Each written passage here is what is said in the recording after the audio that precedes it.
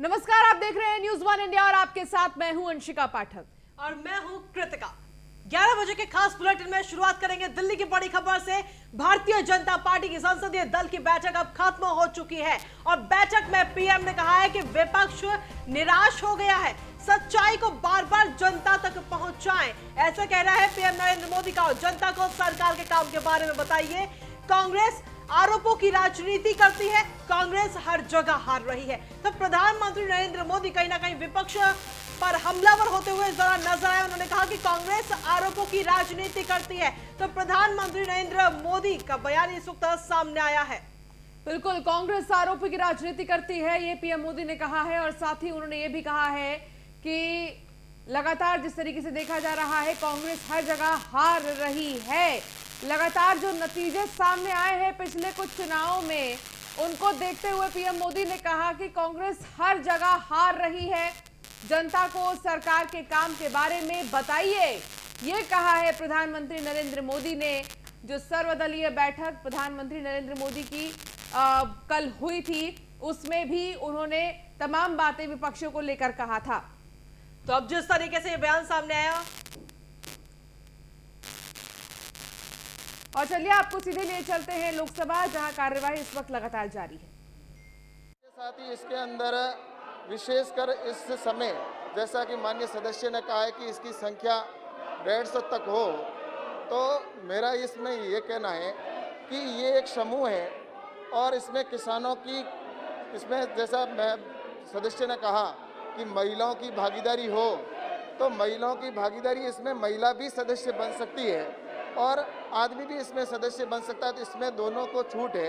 लेकिन इसके साथ ही जो इन्होंने 150 की संख्या का कहा है, तो इसमें जब जितना बड़ा ग्रुप बनेगा, जैसा कि डेयरी का उदाहरण हमारे सामने है, जितने किसानों की अधिक संख्या होगी उतना वो अपना अधिक बड़ा समूह बना पाएंगे और उसकी वजह से वो फूड प्रोसेसिंग यूनिट लगाएंगे या अपना प्रोडक्ट है उसकी पैकिंग करके और मार्केटिंग करेंगे, तो अधिक ग्रुप होगा तो अपने प्रोडक्ट को वहाँ पर ला कर रख सकेंगे। तो इससे मैं सोचता हूँ कि निश्चित रूप से किसानों को लाभ होगा कि अधिक ग्रुप होगा, उससे उनको ज़्यादा लाभ होगा। तो मैं सोचता हूँ कि इसके ऊपर हिल स्टेशन में 100 की संख्या है और बाकी जगह पर है तो इसको 300 कम से कम सदस्य का प्रावधान रखा गया है। सदन में तख्तियां लाना हमारे नियम प्रक्रिया के तहत उचित नहीं है। मैं फिर आपसे आग्रह कर रहा हूं कि सरकार हर मुद्दे पर जवाब देने को तैयार है। आप सीट पर जाकर बैठिए, मैं हर मुद्दे पर आपका बहस कराऊंगा, जवाब देंगे। लेकिन ये तख्तियां और नारेबाजी करना कतई उचित नहीं है। फिर माननीय सदस्यों मैं कह रहा हूं, आप बैठिए सीटों पर, आप जिस भी मुद्दों पर चर्चा करना चाहते हैं उस मुद्दों पर सरकार चर्चा करने को तैयार है। कृपया सदन की कार्रवाई 2 बजे तक के लिए स्थगित की जाती है।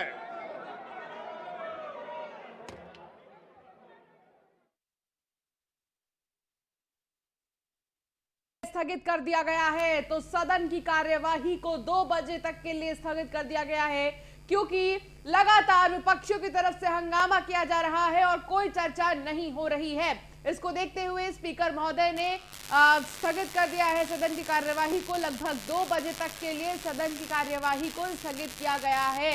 विपक्षी आज भी हंगामा कर रहे थे। पहले दिन की अगर हम बात करें तो पहला दिन भी हंगामेदार रहा।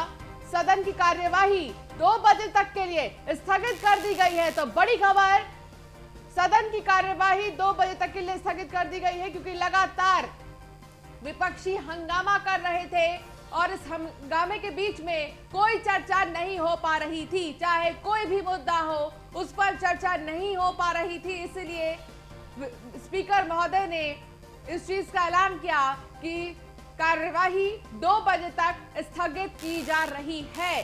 कल भी अगर देखें तो जब पहला दिन था मॉनसून सत्र का, तो वो भी हंगामेदार रहा था, कोई चर्चा नहीं हो पाई थी। जब प्रधानमंत्री संबोधन अपना शुरू कर रहे थे, उसी वक्त विपक्षी लगातार हंगामा कर रहे थे और पूरा सत्र जो है वो हंगामेदार रहा था पहले दिन का। आज दूसरा दिन है, आज दूसरे दिन भी विपक्षियों ने चर्चा करने का कोई मौका नहीं दिया और लगातार हंगामा किया जा रहा था। विपक्षी अपनी कुर्सी को छोड़कर आगे वेल तक पहुंचने लगे और यही वजह है कि ज्यादा हंगामा को देखते हुए कार्यवाही को स्थगित कर दिया गया है लगभग 2 बजे तक के लिए। और बिल्कुल सही बात है, पहला दिन जिस तरीके से हंगामेदार देखने को मिल रहा है और वहीं दूसरे दिन भी हंगामेदार सत्र रहा और जिसको लेकर के 2 बजे तक कार्रवाई स्थगित कर दी गई है।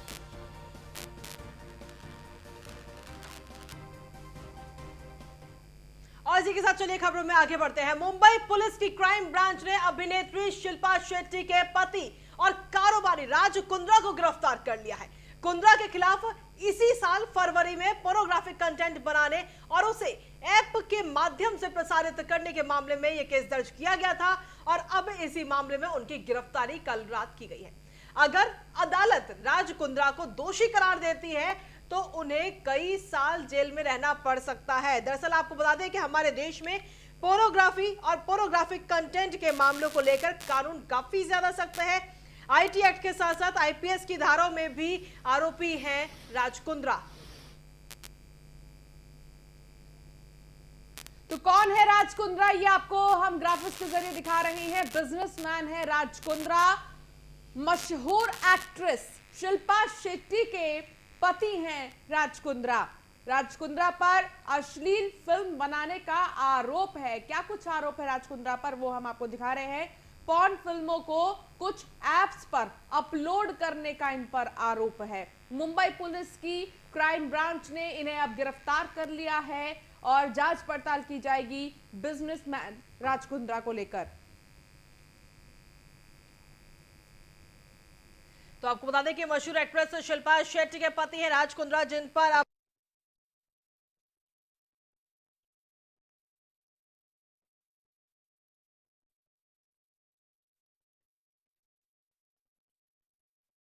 ऐप के जरिए प्रसारित करने के मामले में केस दर्ज किया गया था और इस पूरे मामले को लेकर अब राज कुंद्रा की गिरफ्तारी कल रात हुई है, जिसके बाद में अब उन्हें अदालत में पेश किया जाएगा और अदालत अगर उन्हें दोषी करार देती है तो करीब 5 साल की सजा उन्हें दी जा सकती है। राज कुंद्रा पर आईटी एक्ट के साथ साथ आईपीसी की कई धाराएं भी लगाई गई हैं।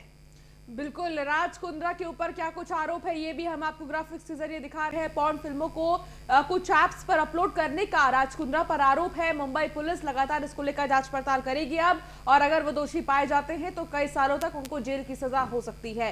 तो इसीलिए लगातार अच्छी तरीके से हर एंगल से इस मामले को लेकर छानबीन किया जाएगा। राज कुंद्रा शिल्पा शेट्टी के पति हैं, मशहूर बिजनेसमैन भी हैं, इनके कई सारे बिजनेस हैं, लेकिन अब इन्हें आरोपी क्योंकि पाया गया है पोर्नोग्राफी कंटेंट को लेकर, कानून सख्त है और ऐसे में इसे बिल्कुल भी बर्दाश्त नहीं किया जाएगा, इसलिए इन पर शिकंजा कसा गया है। मुश्किलें अब राज कुंद्रा की बढ़ गई हैं। और ये तस्वीरें इस वक्त आपको दिखा रहे हैं शिल्पा शेट्टी के घर की ये तस्वीरें हैं जहां पर राज कुंद्रा और शिल्पा शेट्टी रहते हैं। तो ये तस्वीरें आप देख रहे हैं और पोर्नोग्राफिक कंटेंट को लेकर के जो कानून है उसके दायरे में अब आनंद गायकवाड़ रेजिडेंट एडिटर हमारे साथ जुड़ गए हैं महाराष्ट्र से। आनंद, क्या जानकारी मिल रही है? राज कुंद्रा को फिलहाल गिरफ्तार किया गया है, कैसे जांच पड़ताल किया जाएगा, क्या कुछ अभी जानकारी मिल रही है? आनंद से हमारा संपर्क नहीं हो पा रहा, दोबारा साधने की कोशिश करेंगे। तो कारोबारी राज कुंद्रा पर पुलिस का शिकंजा, जहां पोर्नोग्राफी के मामले में राज कुंद्रा आरोपी पाए गए हैं। राज कुंद्रा को गिरफ्तार कर चुकी है पुलिस की टीम, अब जांच पड़ताल किया जाएगा। मशहूर बिजनेसमैन है राज कुंद्रा और मशहूर एक्ट्रेस शिल्पा शेट्टी के पति हैं राज कुंद्रा। शैलेश हमारे संवाददाता हमारे साथ जुड़ गए हैं। शैलेश, क्या जानकारी मिल रही है? पोर्नोग्राफी कंटेंट को लेकर आरोपी पाए गए हैं राज कुंद्रा, उन्हें गिरफ्तार कर लिया गया है, अब आगे क्या कुछ किया जाएगा?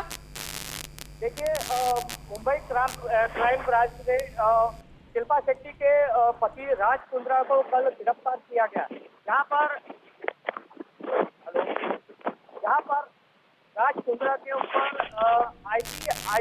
आईपीसी के धारा 292, 293 और 294 और 509 लगाए गए।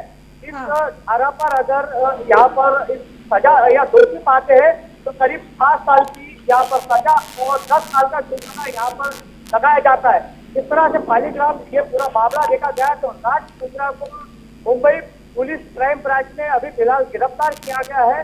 एक बड़ी खबर आई है जहां पर देखा गया कि पालीग्राम का पिछले चलिए ठीक है शैलेश, बहुत शुक्रिया इस तमाम जानकारी के लिए। तो वही खबर लखनऊ से, जहां धरने में शामिल एक अभ्यर्थी ने गोमती नदी में छलांग लगा दी है। अभ्यर्थी की तलाश में रेस्क्यू ऑपरेशन जारी है। छलांग लगाने वाले अभ्यर्थी की नहीं हो पाई है पहचान।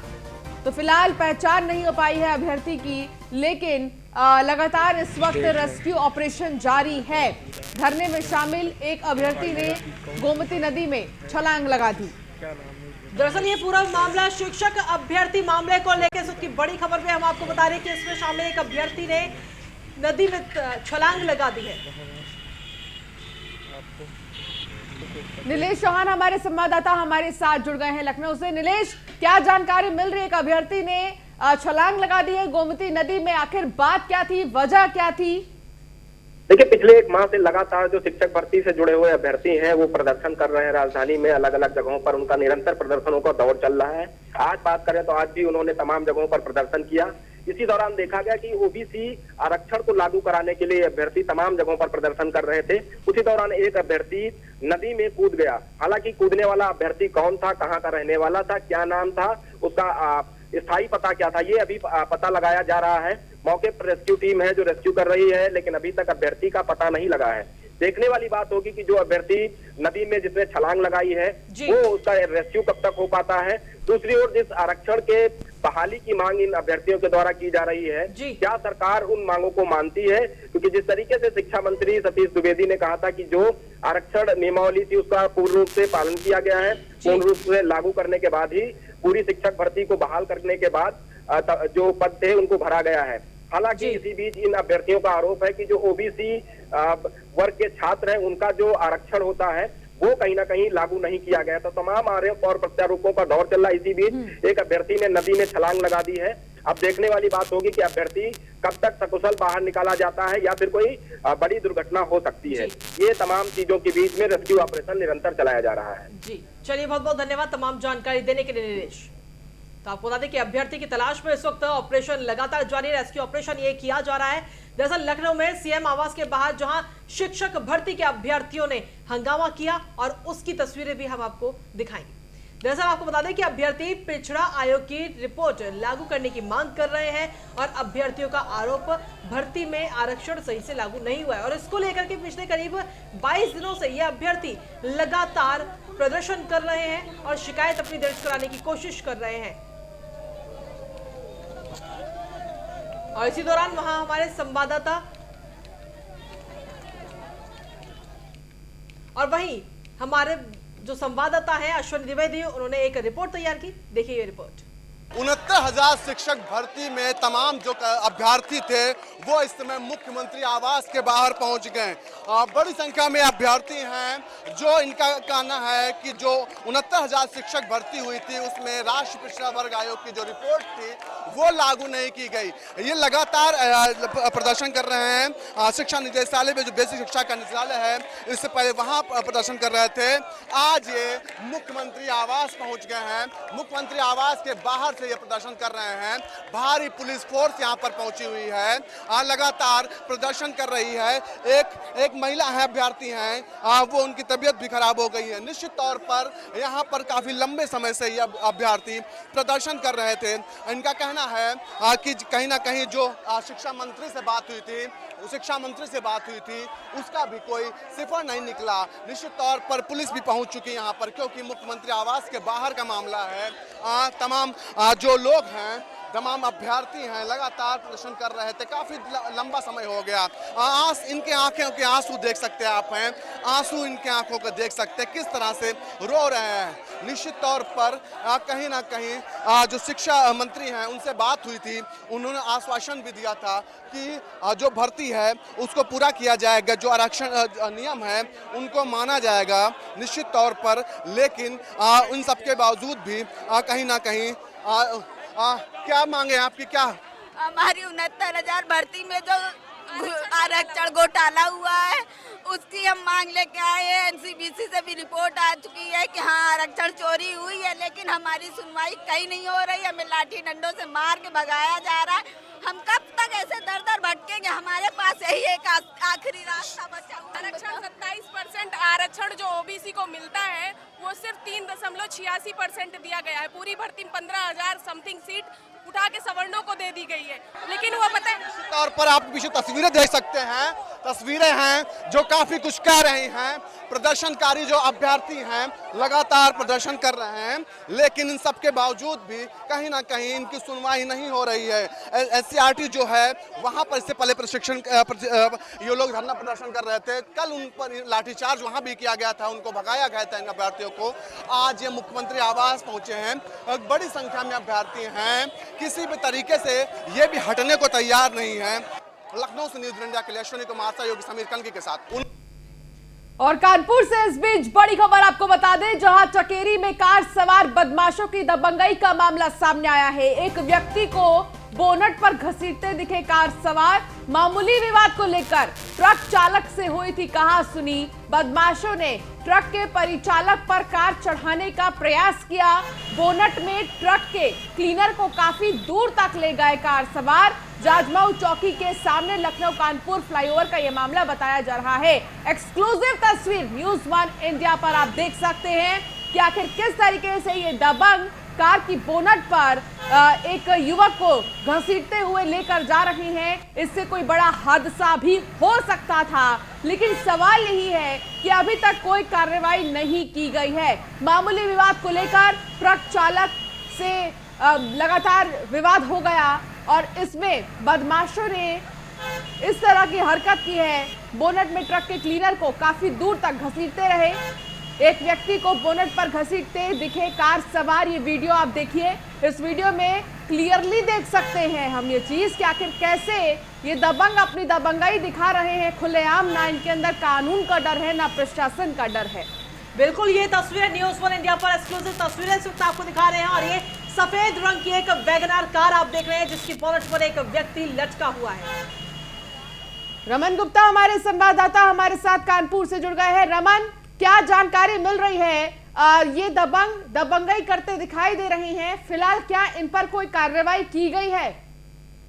जी बिल्कुल, आपको बताना चाहूंगा कि ये पूरा वीडियो सोशल मीडिया पर तेजी से वायरल हो रहा है। ये पूरी घटना चकेरी थाना इलाके की है, जहां पर एक ट्रक में और कार में भिड़ंत हो जाती है, जिसके बाद जो कार में सवार लोग युवक रहते हैं वो इस ट्रक के जो क्लीनर होता है उसको अपनी गाड़ी के बोनट के आगे बैठाकर बहुत दूर तक ले जाते हैं और उसके बाद वो वहां पे गिर भी जाता है। फिलहाल पूरे वीडियो के आधार पर पुलिस अब जांच में जुट गई है, एफआईआर लिख ली गई है, लेकिन अभी तक इस पूरे मामले में किसी की गिरफ्तारी नहीं हो सकी है। और आप ये देखिए इस पूरे वीडियो में किस तरह हौसले बुलंद है उन लोगों के जो कार में सवार थे, और कहीं एक बड़ा हादसा हो सकता था, लेकिन फिलहाल अभी क्लीनर है वो ठीक है, ऐसा जो है पुलिस का कहना है। फिलहाल अभी जांच पड़ताल में जुटी हुई है पुलिस। चलिए, बहुत बहुत धन्यवाद रमन तमाम जानकारी देने के लिए।